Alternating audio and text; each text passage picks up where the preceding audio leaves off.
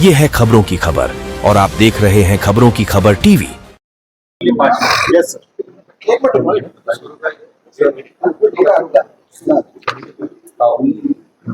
हाँ सर, बोलिए सर, बोलिए। नमस्कार, मैं एडवोकेट सुधीर कुलकर्णी।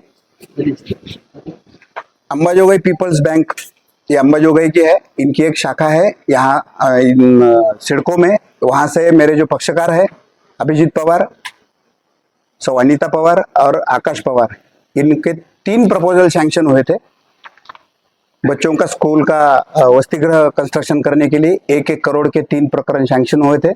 बैंक ने 50-50 लाख रुपए डिसबर्स कर दिया था। उसके बाद में कोविड चालू हुआ था और कोविड के बाद में ये पूरी फैमिली बॉम्बे पूना में हॉस्पिटलाइज थी।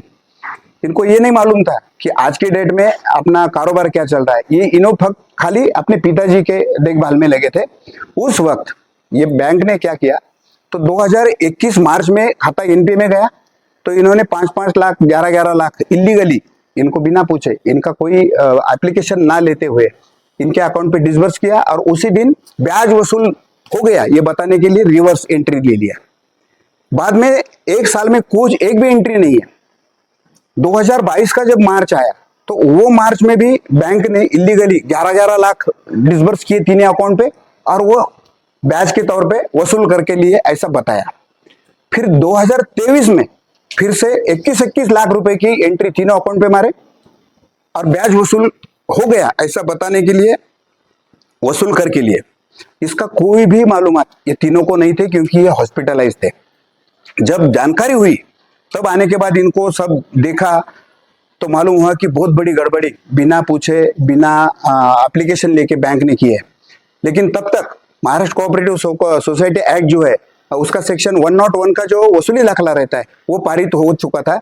बैंक ने 101 की सर्टिफिकेट लिया था। अभी 101 का सर्टिफिकेट लेने के बाद अगर कहीं जाना है ऊपर के कोर्ट में तो 50% अमाउंट भरना पड़ता है आउटस्टैंडिंग अमाउंट के। तो इन्होंने जो लोन नहीं लिया था, जिसका इन्होंने उपभोक्ता नहीं है, लेकिन बैंक ने जो आंकड़े ज्यादा बढ़ा के उस टाइम जो 50% भरना जरूरी हो गया था उसके हिसाब से 1 करोड़ 27 लाख रुपए भर के यहाँ ज्वाइंट रजिस्ट्रार ऑफिस जो है माननीय जरे साहब जी वहाँ के न्याय देवता है उनके पास इनका पूरा मैटर गया। उन्होंने बारकाई से पूरा देखकर ये पवार फैमिली के ऊपर कैसा कैसा आर्थिक अत्याचार ये बैंक ने किया ये उन्होंने देखा। एक तो महाराष्ट्र कोऑपरेटिव सोसाइटी एक्ट की कलम से अगर एक बार संचालक मंडल अगर किसी के ऊपर कार्रवाई करने का संचालक मंडल अगर ठराव पारित करता है तो उसके बाद में ये बैंक को कोई भी लोन डिसबर्स करने को परमिशन ना गाइडलाइन आरबीआई देता है, ना कोऑपरेटिव एक्ट देता है, ना माननीय सहकार कमिश्नर साहब देते हैं। लेकिन ये गलती बैंक ने 3 बार करे। 101 का दाखला निकालने के बाद भी इन्होंने 21-21 लाख रुपए इन तीनों के अकाउंट पे डाले और ब्याज के तौर पे वसूल करके लिए। ये माननीय जरे साहब ने बहुत बारकावी से पूरा प्रकरण देख के इनको न्याय दिया है। ये तीनों के जो 101 के वसूली दाखला मंजूर होके पारित हुआ था वो उन्होंने रिजेक्ट कर दिया और फिर 1 करोड़ 27 लाख जो अमाउंट डिपॉजिट करे थे इन्होंने ज्वाइंट रजिस्ट्रार साहब के सामने जाते वक्त, तो वो भी 7 दिन में लौटाने का सख्त आदेश दिया था। माननीय जरे साहब की जो ऑर्डर है उसमें बैंक ने जो इलीगल एक्टिविटीज की है उसकी वो बैंक के ऊपर स्ट्रिक्चर्स बहुत पास हुए हैं और लेकिन बैंक ने अभी तक इनका 1 करोड़ 27 लाख वापस नहीं दिया। उल्टी बैंक माननीय हाईकोर्ट में गई। ठीक है, हाईकोर्ट में भी कल बहुत देर तक हियरिंग हुआ लेकिन माननीय हाईकोर्ट से भी बैंक को कोई रिलीफ नहीं मिला है। अभी जो लोगों ने इलीगल एक्टिविटीज की है इनके खिलाफ सख्त कार्रवाई हो। हमारे जैसे और कितने लोग हैं ये ढूंढने के लिए निकालने के लिए हमने जून 2025 में हम आर्थिक गुन्हे अन्वेषण शाखा संभाजीनगर में हमने कंप्लेंट किए थे बैंक के बारे में। लेकिन आज तक आर्थिक गुना किसी तौर पे नतीजे पे नहीं आया। उनकी इंक्वायरी आज भी चालू है और आज भी संबंधित जो भी दोषी लोग हैं उनके ऊपर कोई सख्त कार्रवाई नहीं हुई है।